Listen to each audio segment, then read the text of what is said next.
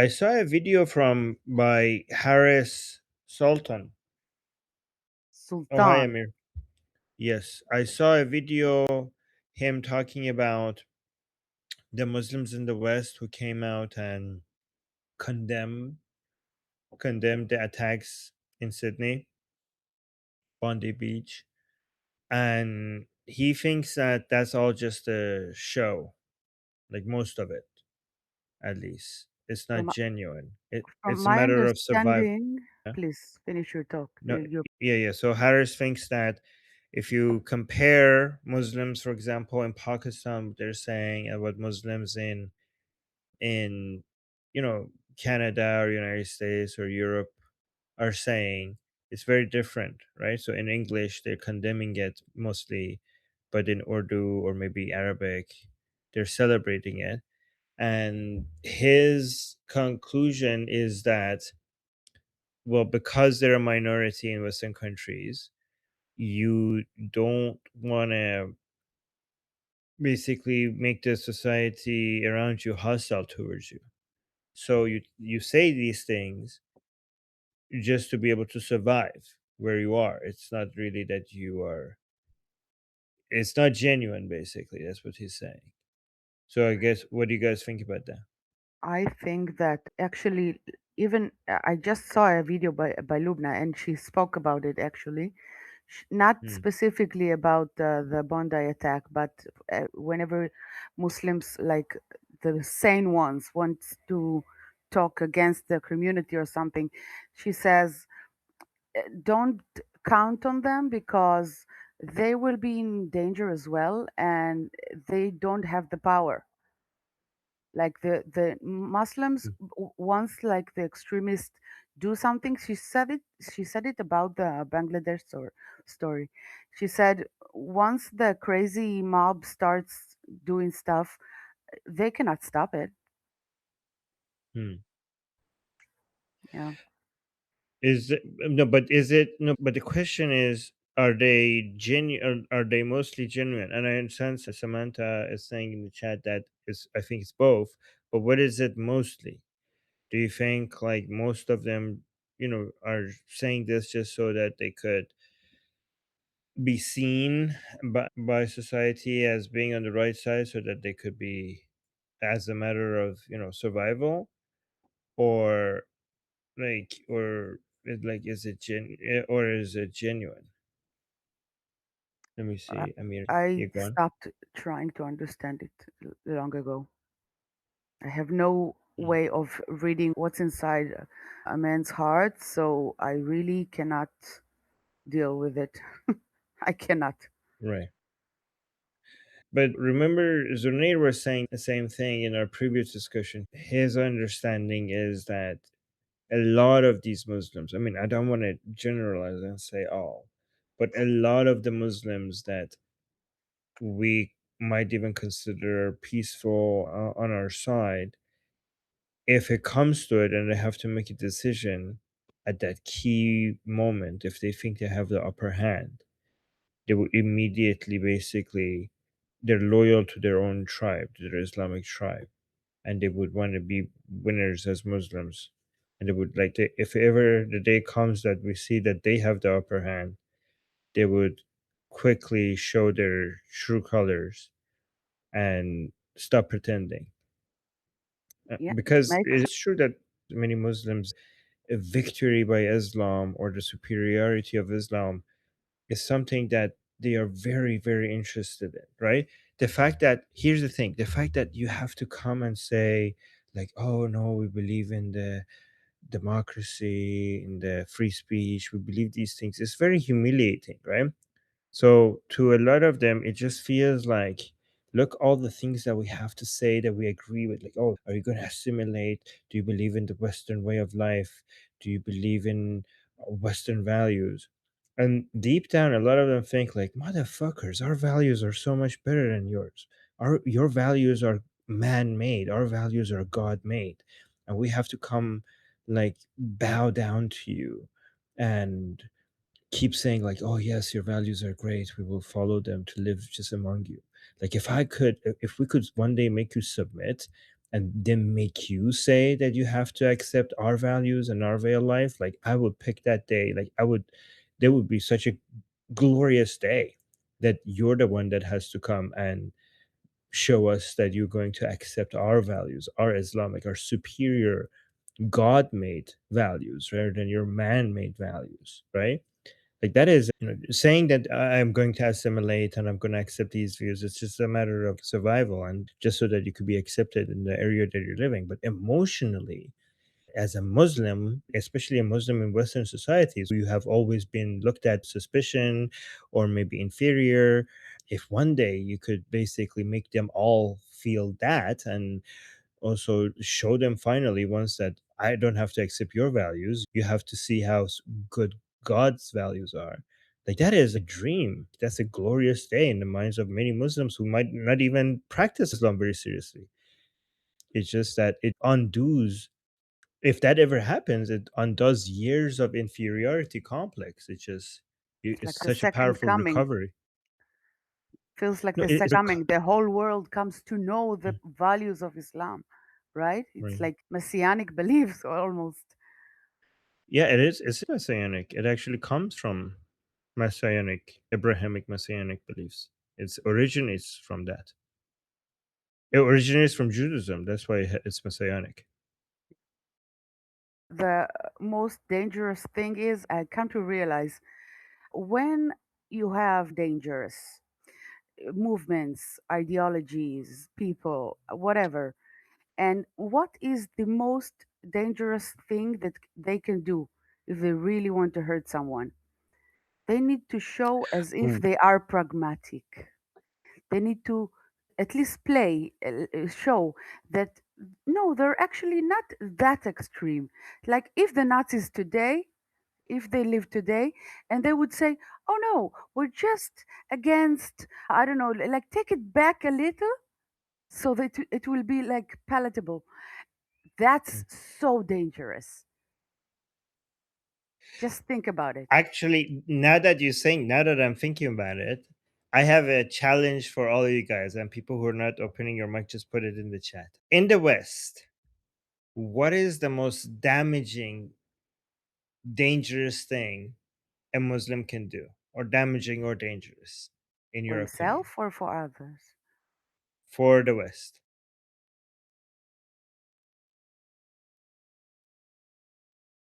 In Can your I opinion? say first or anyone Yeah, else? go ahead.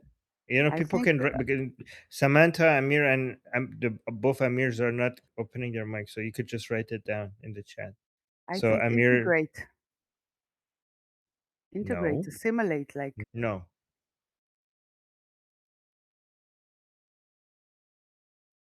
So I think the standard response would be, I don't know, like a terror attack, right?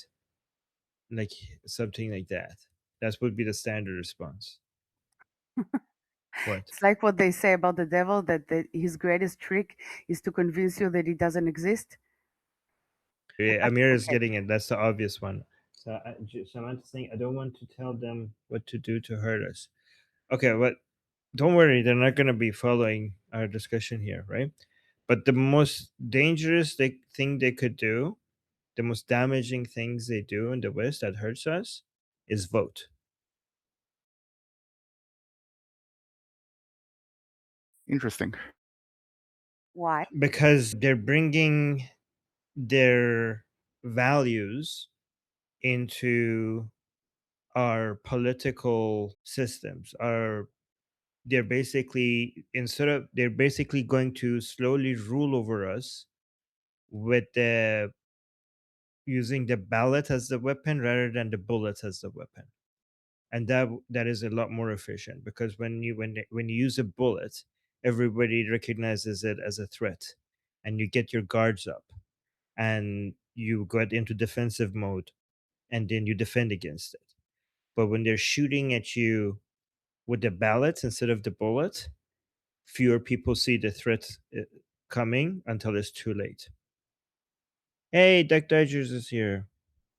So would you agree that in a way it fits to what I said? Because you originally there will be like I think, and they would not want to participate in such a kafir like system. You're using your enemy's own tools against them. That's what you're doing. Mm. And it's basically, instead of taking over land, you're taking over their politics, their rule. Instead of, like, you don't imagine how much more efficient it is, right? So they lost. So all the enemies of liberty, which is the far right fascists, the far left communists, and the woke and the Islamists, they lost to the Western liberal order in the battlefield, right? Every single one of them was destroyed because the Western liberal order produced such powerful economies that it could afford much bigger armies, right? So the Nazis were defeated in World War II, the communists were defeated in the Cold War, and the Islamists have been continuously being defeated since the fall of the Ottoman Empire, right? In World War One, and then it was just been defeat after defeat ever since. Decades of humiliation, right? So there is no way to. This is too powerful of an enemy. The West and its allies are too powerful of an enemy to meet them in the battlefield. So what you have to do instead is, instead of trying to invade their land as you used to, you need to just go directly for the capital. You don't have to pass the border with your soldiers when you can just pass the borders with mothers who will give birth to the future soldiers in their land. And they could take over the capital without tanks and soldiers coming for the capitol buildings. They could just get elected into the capitol buildings, right? And instead of defeating the army, they could slowly just inherit the army or just rule over the army. Like, why should I fight an army where that is going to be at one point it's just going to be partly my army? Yeah. Yeah. So how come the Hamas is like from the Muslim Brotherhood, but went in a different direction, of a direction of direct violence? Because if they did the same like the Muslim Brotherhood in Israel, they would be much more effective. They would ruin us from the inside. That's our luck in a way. Just imagine. Well, because they were in Gaza, right? So they wouldn't be able to. How could they do that when they were not part? So the difference is that they weren't Israeli citizens, so they had It to use a doesn't different matter. method. It doesn't matter. They could convince leftists and even not leftists. They could convince that they have a goodwill and they want to do good. They would win over us. We're so naive at that point. It's their like mistake. Their violence is their mistake.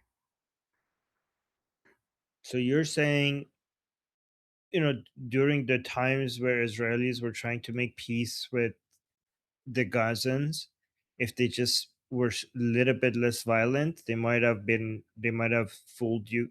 That was a point in time where Israelis were so naive, and they might have fooled you. The problem is that those deals that you were making with them at that point in history was not for them to become part of Israel. They were supposed to, you were giving them a nation state called Palestine, and they wouldn't be able to come and vote within your systems. Joseph, go ahead. Since you mentioned why didn't they use the same strategy like they're using the rest of the West? It's because they thought they already had strength. They're Mm. right there. They're getting support directly from the Arab world. And from 1948 through more or less recently, the only place where they're getting any type of material aid now is Iran. And even that's starting to slow down because Iran's running out of stuff to send to Russia. They've already ticked off Israel enough where Israel's doing strikes against their nuclear program. The other part of it is you've got basically you start with 1948 and the Arab world screwed the people of Palestine over big time. They had promised them, oh, you'll get a share of the riches once we kick them all out.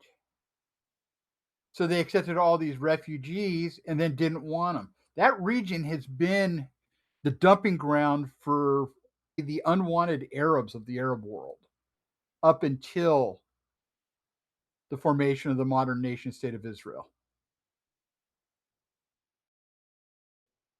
Yeah, and also at that point, it wasn't yet clear that that method was not going to succeed, because the violent method did succeed.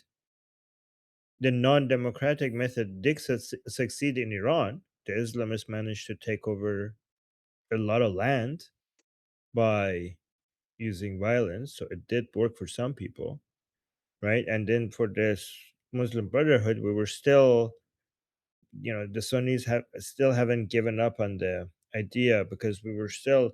I mean, look at it. If you think like, why can't we do this? This is a tiny little country, and we have so much landmass, and we have so much more people. If we could just somehow convince everybody to unite, this should be like a.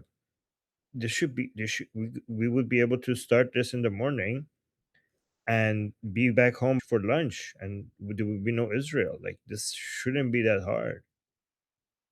And 6 months later, they were having to sue for peace because they were getting their butts kicked. Right. But a lot of them think it's because these are when they're not united. Like, they think that the infighting between them is causing them to be so weak. And they think like, if we could just get the right messaging out there to unite the ummah, instead of everybody thinking about their own nation state or different agendas. And they think like the Zionists and the West basically kept them divided, and that's why they're losing.